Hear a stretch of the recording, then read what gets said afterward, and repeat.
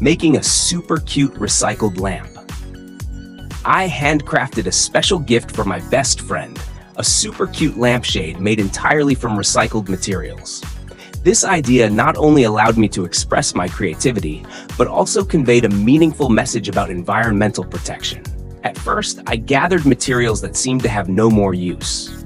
Old straws, cardboard, and some essential tools like a small candle, scissors, an incandescent bulb, and glue. Once I had everything prepared, I started the creative process. Step 1. I cut the cardboard into the desired lamp frame shape and secured the pieces together. Step 2. I arranged the straws in an aesthetic pattern to create a unique design for the lampshade. Step 3. I installed the light bulb inside and tested the lighting to ensure it functioned properly. Step 4. Finally, I added a few decorative details to make the lamp look even more stunning and charming. The true value of this gift doesn't lie in its material worth, but in the effort and love I put into making it. From what seemed like useless waste, I transformed it into a lively and meaningful present.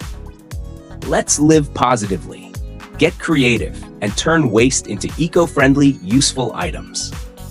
Would you like any modifications or additions?